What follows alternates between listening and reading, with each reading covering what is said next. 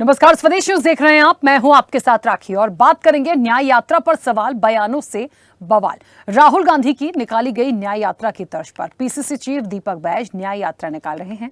बैज ने सतनामी समाज के धर्मस्थल गिरौदपुरी धाम से राजधानी तक 125 किलोमीटर का सफर 6 दिनों में पूरा किया।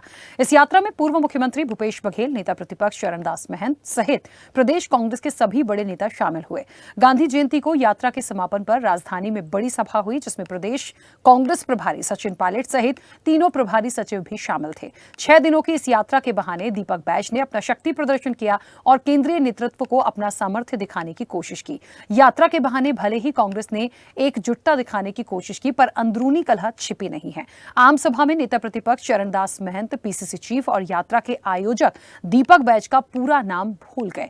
कभी उन्हें दीपक महंत कहा तो कभी दीपक बघेल। दीपक बैज के भाषण के दौरान दिग्गज नेता मोबाइल में व्यस्त रहे। वहीं दीपक बैज की यात्रा पर मुख्यमंत्री विष्णुदेव साय सहित बीजेपी नेताओं ने तीखा तंज करते हुए माफी यात्रा निकालने की नसीहत दी है। तो पूरी बीजेपी भी हमलावर थी। बात करें कांग्रेस की न्याय यात्रा की, तो यात्रा के पीछे की कहानी जानना जरूरी है कि इससे प्रदेश के किसानों, बेरोजगारों और महिलाओं को कोई लाभ होता फिलहाल नहीं दिख रहा है, पर दीपक बैज को जरूर संजीवनी मिल गई है। प्रदेश कांग्रेस संगठन में बदलाव होना है, ऐसे में लगातार सक्रिय रहकर दीपक बैज अपनी कुर्सी बचाने में प्रयासरत हैं और उसमें सफल भी होते दिख रहे हैं। तो कुल मिलाकर देखिए, न्याय यात्रा है और न्याय यात्रा पर सवाल भी हैं। सवाल ऐसे हैं कि आखिरकार जिस तरीके से भारत जोड़ो यात्रा हुई थी, न्याय यात्रा हुई थी, छत्तीसगढ़ में इसका कितना वजूद होगा, और जिस तरीके से स्टेटमेंट आए हैं, जिस तरह से एक सियासत यहाँ पर इस न्याय यात्रा को लेकर आ रही है, भारतीय जनता पार्टी भी कहीं ना कहीं बिल्कुल छोड़ने के मूड में नहीं है। तो क्या ये यात्रा बेड़ा पार लगाएगी? इसी पर चर्चा को आगे बढ़ाएंगे। उससे पहले कुछ प्रतिक्रिया है, वो सुनाते हैं। देखिए, उनको न्याय यात्रा नहीं, क्षमा यात्रा निकालना था। कहे कि 2018 के विधानसभा चुनाव में बहुत बड़े बड़े वादे छत्तीसगढ़ की जनता से किए थे, 36 वादे किए थे और 5 साल में एक भी वादा पूरा नहीं कर पाए और छत्तीसगढ़ का विकास वो 5 साल तक रोक के रखे। पूरे छत्तीसगढ़ को अपराध का गढ़ बना दिए। भ्रष्टाचार इतना हुआ कि आज आप सब लोग देख रहे हैं कि कितने लोग जेल में 1-1 साल, 1.5 साल से हैं, कोई बेल में है, कोई जेल जाने की तैयारी में है। तो उनको तो छत्तीसगढ़ की जनता से क्षमा मांगना चाहिए, क्योंकि 5 साल उन्होंने छत्तीसगढ़ का विकास रोका। इसमें क्षमा यात्रा वो लोग निकाले होते तो ज्यादा बेहतर होता। देखिए, कांग्रेस पार्टी की ये राजनीति की यात्रा, नाम न्याय यात्रा का दिया है, पर ये राजनीति की यात्रा है। जिस प्रकार से ये यात्रा चल रही है, यात्रा के समाचार आ रहे हैं, आप सबको पता है इस यात्रा में क्या हो रहा है। और वास्तव में कांग्रेस को तो माफ़ी यात्रा निकालनी चाहिए, क्योंकि उन्होंने हमेशा छत्तीसगढ़ के साथ, छत्तीसगढ़ की जनता के साथ अन्याय किया है, धोखा किया है, ठगने का काम किया है। जनता पार्टी बुरी तरह से डरी हुई है और डर के वजह से ही भारतीय जनता पार्टी का इस तरह की बयान है। मैं समझता हूं कि सीधा साफ की भारतीय जनता पार्टी इस न्याय यात्रा से साफ उनका डर। देखिए, उनको तो देखिए, न्याय यात्रा पर सवाल हैं और बयानों से बवाल है। बयान भी हैं, भारतीय जनता पार्टी कई सवाल भी खड़े कर रही है और कांग्रेस को ऐसा लगता है कि कहीं ना कहीं इससे उनको एक संजीवनी जैसा मिल गया है और बहुत एक सफल आने वाले समय में ये छत्तीसगढ़ के लिए हो सकता है। लेकिन क्या वाकई में होगा? क्या फिलहाल मुख्य रूप से इसका उद्देश्य था इस यात्रा का, और लगातार इससे कितना फायदा मिल सकता है? इस चर्चा पर सीधे चलेंगे। हमारे साथ मेहमान जुड़े हैं। सबसे पहले आपका परिचय करा दें।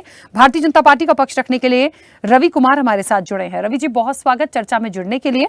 और कांग्रेस का पक्ष रखने के लिए प्रगति वाजपेयी हमारे साथ जुड़ी है। प्रगति जी, आपका भी बहुत स्वागत है। चर्चा की शुरुआत में सबसे पहले प्रगति जी आपसे करूंगी, क्योंकि न्याय यात्रा कांग्रेस की है। मुझे ये बताइए, इस यात्रा को निकालने का उद्देश्य क्या है? जिस तरह से बात हो रही है कि क्या ये यात्रा आने वाले समय में छत्तीसगढ़ में कांग्रेस का बेड़ा पार कर पाएगी, क्या ये उद्देश्य है?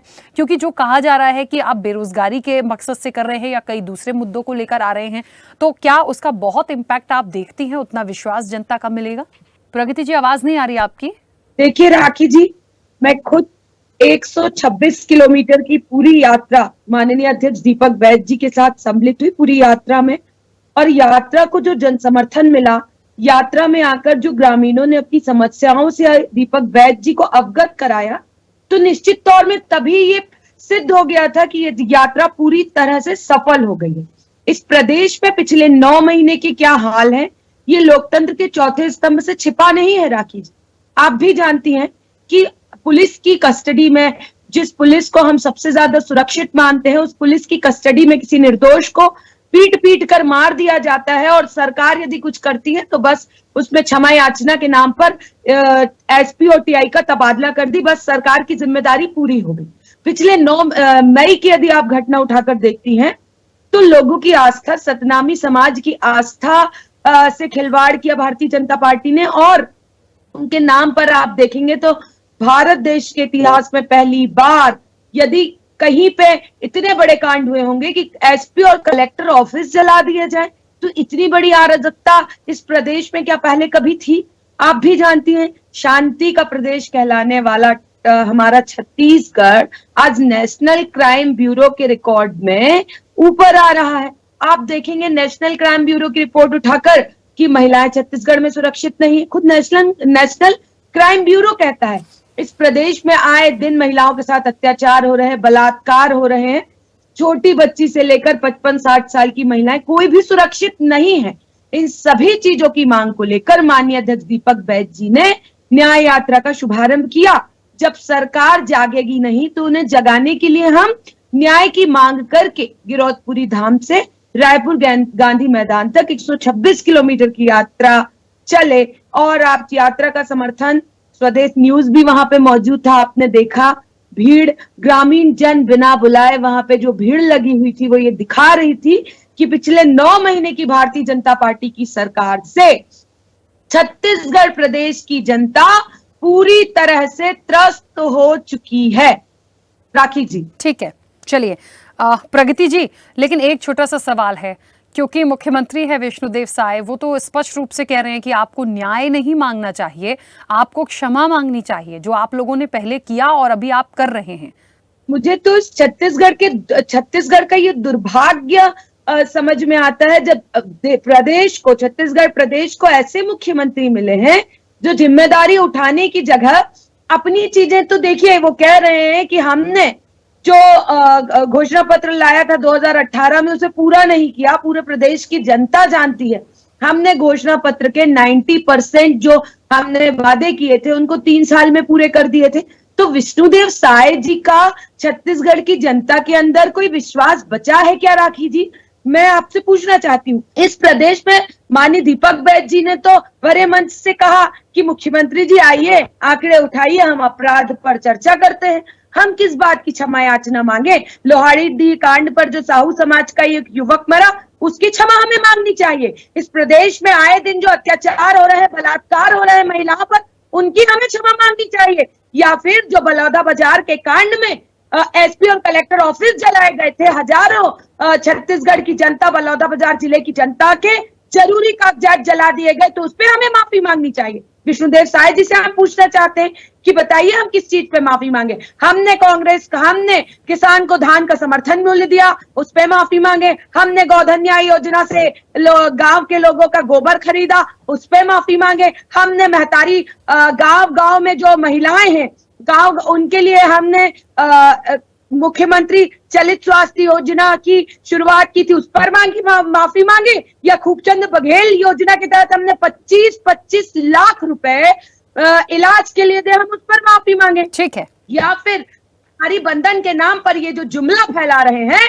उस पर हम माफी मांगे। ठीक है, ठीक है रवि जी, साय जी कि हम किस मुद्दे पर माफी मांगे? ठीक है, रवि जी सुन पा रहे हैं मुझे? जी सुन रहा रवि जी, कांग्रेस को किस बात पे माफी मांगनी चाहिए? इसी से मैं वापस इसी को आगे बढ़ा देती हूँ। दूसरी चीज है, जैसा कि बहुत स्पष्ट रूप से वो भी सवाल कर रही हैं, विष्णुदेव साय ने खुद कहा कि क्षमा मांगनी चाहिए न्याय की जगह, लेकिन मैं 2 बातें करूंगी। एक तो ये कि इन्हें किस चीज की क्षमा मांगनी है, दूसरी चीज ये कि न्याय यात्रा पर जो बात आ रही है और न्याय यात्रा को लेकर कांग्रेस जिस तरीके से एक्टिव नजर आ रही है, तमाम लोग जो हैं जो अपनी एक लंबी किलोमीटर यात्रा को पूरी करके आए हैं, उस पर भारतीय जनता पार्टी ने जो एक आरोप लगाए या सवाल लगाए हैं, उसका मूल उद्देश्य क्या है? देखिए, सबसे पहली बात कि कांग्रेस को ये राजनीति यात्रा है, ये न्याय यात्रा इसको हम नहीं कह सकते। ठीक है, हम इसको राजनीति यात्रा कहेंगे, पहली बात। और दूसरी बात कि जो प्रगति जी हैं इनको भले प्रवक्ता है लेकिन राजनीति का अनुभव बहुत कम है इनको। मैं इस बता रहा हूं इसलिए माफी मांगना चाहिए क्योंकि इन्होंने 5 साल 2018 से 2021 तक रहे सरकार में। इन्होंने वादा किए लेकिन एक भी वादा पूरा नहीं किए। जितने भी वादा किए उसमें भ्रष्टाचार पूरे प्रदेश को मालूम है, चाहे शराब घोटाला हो, चाहे गोबर घोटाला हो, चाहे गौठान घोटाला हो। इनको तो जनता से माफी मांगना चाहिए, अफसोस करना चाहिए इनको। ये न्याय यात्रा नहीं है, ये सिर्फ राजनीति यात्रा है। ये छत्तीसगढ़ की जनता से इन लोग को माफी मांगना चाहिए कि हमने जो वादा किए 5 साल में पूरा नहीं किए। भूपेश सरकार ने कितने घोटाला किए आपको भी मालूम है। हजारों करोड़ के शराब घोटाले में इन्हीं के मंत्री, इन्हीं के विधायक, इन्हीं के सांसद, मुख्यमंत्री के बेटे अभी भी फंसे हुए हैं, एजाज ढेबर। तो ये सब जो मुद्दा है, इसी मुद्दा को लेकर इन लोग को माफी मांगना चाहिए छत्तीसगढ़ की जनता के साथ में कि हमने छत्तीसगढ़ की जनता के साथ अन्याय किए हैं, न्याय नहीं किए हैं। मेरा ये मानना है कि इन लोग को छत्तीसगढ़ की जनता से माफी मांगना चाहिए, कांग्रेसियों को, भूपेश बघेल को। और आप देख सकते हैं इनके जो जितने भी पदाधिकारी है, कांग्रेस के नेता है, अंदरूनी इतना वो है कि चरणदास महंत ने नाम नहीं जानते अपने प्रदेश अध्यक्ष को। ये कितनी शर्म की बात है। दीपक बैज की जगह दीपक महंत बोल रहे हैं। ये तो अंदरूनी कला साफ दिख रहा है। जब अपने में एकता नहीं है तो क्या ये न्याय यात्रा निकालेंगे? चलिए रवि जी, उसको तो चलिए मैं ऐसे ले सकती हूँ कि स्लिप ऑफ टंग भी हो सकता है, क्योंकि बाद में अमूमन ऐसे स्टेटमेंट आते हैं। पर हाँ, याद होना चाहिए कम से कम जिसके नेतृत्व में तमाम कार्यक्रम हैं, हम उनका नाम नहीं भूलना चाहिए।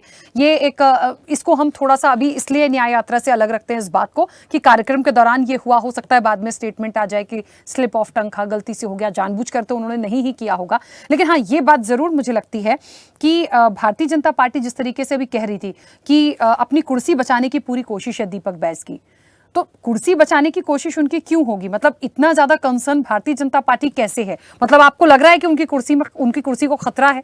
बिल्कुल उनको कुर्सी का खतरा है। उनको तुरंत हटाने का प्लान है। प्लान बी में उनको तुरंत हटाया जाएगा। कहीं ना कहीं वो अपनी कुर्सी बचाने के लिए ऐसा न्याय यात्रा निकाल रहा है, जो कि ये सबको समझ में आ रहा है कि ये राजनीति यात्रा है। राजनीति कर रहे हैं और कुछ नहीं कर रहे हैं। प्रगति जी, किसकी कुर्सी जाएगी किसकी नहीं, ये तो आने वाला वक्त बताएगा हमें। लेकिन ये बहुत महत्वपूर्ण है कि मुझे लगता है कोई भी यात्रा होती है उसकी क्लियरिटी इतनी तो रखी जाए कि कम से कम इस सत्ता पक्ष की तरफ से ऐसे आरोप ना आए। देखिए, सत्ता पक्ष का तो काम है आरोप लगाना। 2018 में बानी भूपेश बघेल जी की सरकार ने कितने वादे पूरे की। मुझे तो हंसी आ रही है कि शायद रवि जी छत्तीसगढ़ में अभी अभी आकर बसे हैं पिछले 9 महीने में। 2018 से 23 तक रवि जी छत्तीसगढ़ में नहीं रहते थे, क्योंकि देश की एकमात्र ऐसी प्रदेश की सरकार मानी जाती थी, मॉडल जिसे माना जाता था बीजेपी शासित राज्यों में, जहां की योजनाओं का पेपर मंगाकर डॉकेट मंगाकर देखा जाता था, वो सरकार थी भूपेश बघेल जी की सरकार। दूसरी बात आप शराब घोटाले पर हमारे जिस कांग्रेसी नेता का नाम ले रहे हैं, उन पर कोई आरोप तय नहीं हुआ है, वो जेल नहीं गए। आप जिस प्रकार की बातें कर रहे हैं रवि जी, आप जिस प्रकार का भ्रम फैला रहे हैं, देखिए झूठ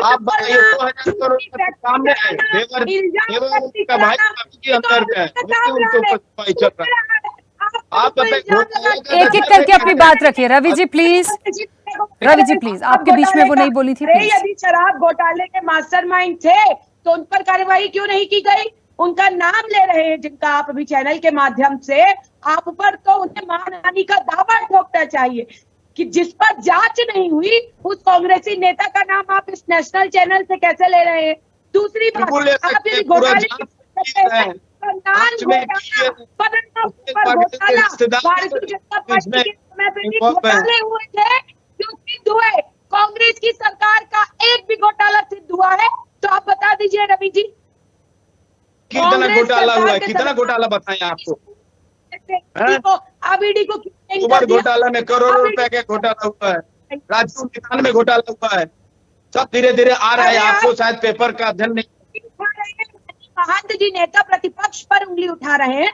अरे उंगली उठाना है, और यदि ईमान है आप पे तो उंगली उठाइए अपने रायपुर उत्तर के विधायक पुरेंद्र मिश्रा जी पर, जो ये बयान दे रहे हैं कि 10वीं में भगवान रावण मारा जाता है, 10वीं में राम जी का जन्म होता है, जिस राम के नाम पर आप वोट मांगते हैं, आपके विधायकों को तो ये भी नहीं पता कि राम जन्म कब होता है। उंगली आपको यदि उठाना है, एक स्लिप ऑफ टंग पर छोटी सी आप उंगली उठा रहे हैं। अरे दीपक,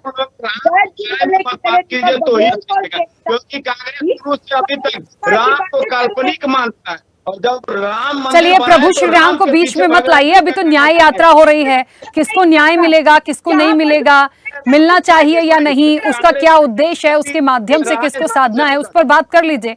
प्रभु श्री राम को न्याय यात्रा में मत लाइए प्लीज, वो बढ़िया विराजे हैं, उनको आराम करने दीजिए। न्याय यात्रा का क्या करने की जगह भाग रहे हैं। आपके यहाँ आपकी सुपर सीएम अपने आप को सीएम कहती है, वो भी वीडियो क्योंकि आप लोग राम नहीं मानते हैं। कांग्रेस सोनिया गांधी राहुल गांधी काल्पनिक मानते हैं राम को, क्योंकि लाखों करोड़ों हिंदुओं के आस्था के केंद्र है राम जी, प्रभु श्री राम जी। अच्छा रवि जी, ऐसा तो नहीं लगता कि एक भारत जोड़ो यात्रा हुई थी, फिर न्याय यात्रा भी हुई थी, और छत्तीसगढ़ में दीपक बैज उसी चीज को आगे बढ़ाते हुए न्याय यात्रा निकाल रहे हैं, तो जो कनेक्शन बना था राहुल गांधी का बाकी की यात्राओं में, उससे लोकसभा के नतीजे जो आए थे वो सबने देखे। तो क्या भारतीय जनता पार्टी को कोई ऐसा भय तो नहीं है कि ये वाली जो न्याय यात्रा दीपक बैज लेकर जो चले हैं, तो छत्तीसगढ़ में थोड़ी सी दिक्कत हो जाए? देखिए, ऐसा कुछ नहीं है, तो सबको मालूम है, बच्चा बच्चा कांग्रेस में सबको मालूम है कि ये न्याय यात्रा नहीं है, राजनीति यात्रा है। ठीक है, ये सिर्फ और अपने राजनीति सेकने के लिए और अपना कुर्सी बचाने के लिए दीपक बैज और कांग्रेस पार्टी ऐसा कर रहा है, माहौल तैयार कर रहा है, जो कि इसका कोई फायदा नहीं है। और रही बात कि ये लोग बलौदाबाजार से निकाले, परम पूज्य गुरु घासीदास बाबा जी का वहां जन्म स्थली है, और उनके ऊपर राजनीति वहां से शुरू कर रहे हैं, तो इनको शर्म लेना चाहिए कि सत्तावी समाज बहुत सीधे साधे भोले होते हैं, उनको मन के एक समान, उनके मन में एक भाव रहता है। परम पूज्य गुरु घासीदास बाबा जी का कथन था, मन के एक समान, और उन्हीं को सत्तावी समाज को लेकर लोग राजनीति कर रहे हैं। और सबको मालूम है कि बलौदाबाजार में कांग्रेसियों का हाथ रहा है, चाहे तो सामने भी आ गया देवेंद्र यादव, शिव डहरिया, ये सब लोग थे उसमें हाथ में। जो बलौदाबाजार की जो घटना घटी है, ये पूरी प्री प्लानिंग थी कांग्रेसियों की, और कांग्रेसियों द्वारा किया गया था ये। चलिए, तो मान लिया मतलब आपने कि आपका प्रशासन फेल था, आपका प्रशासन फेल था, आपकी कानून व्यवस्था लचर थी, और टीकरा आप फोड़ रहे हैं कांग्रेस के ऊपर। देवेंद्र यादव जी पर आरोप तय नहीं हुआ है रवि जी, आरोप देवेंद्र यादव जी के ऊपर नहीं हुआ है, उन्हें द्वेषपूर्ण तरीके से गिरफ्तार किया गया है। सभी 23 धाराएं लगाई गई है रवि जी, एक धारा नहीं। यदि पुख्ता प्रमाण होता, एक धारा बहुत थी, जो 23 धाराएं लगाई आपकी सरकार ने देवेंद्र यादव जी को गिरफ्तार करने के लिए।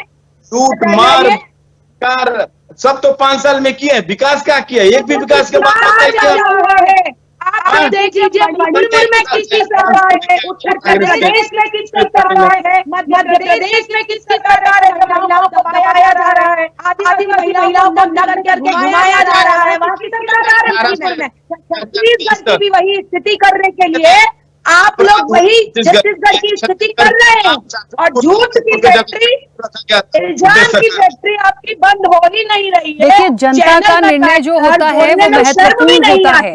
छत्तीसगढ़ में यदि भारतीय जनता पार्टी को मौका मिला है, तो उसको हमको एक्सेप्ट करना पड़ेगा। प्रगति जी, जनता ने ही तो विश्वास इनको जताया है ना, इसीलिए यहाँ बैठे हैं। इससे पहले भूपेश जी पे विश्वास जताया था, तो भूपेश जी ने भी कमान संभाली है। ये बात को मैं बिल्कुल डिनाई नहीं करूंगी कि काम हुआ है छत्तीसगढ़ में, ऐसा नहीं कि कोई काम नहीं हुआ या विकास नहीं हुआ। अच्छी रैंकिंग पे छत्तीसगढ़ हमेशा रहा, बेरोजगारी के मामले में बहुत सारी चीजें आई थी निकलकर, लेकिन कहते हैं जनता ने जिसका साथ दिया वो सर्वोपरि है। उन्होंने कहीं ना कहीं कमल खिलाने की कोशिश की, कमल खिल गया। लेकिन अब जो चीजें हो रही हैं, और आने वाले समय में कहते हैं मौका मिलता है किसी को काम करने का। अब भारतीय जनता पार्टी कितनी खरी उतर रही है, लगातार जिन योजनाओं को ला रही है, यदि जनता तक वो सीधे सीधे कनेक्ट है, तो उसका उनको आगे भी लाभ मिलेगा।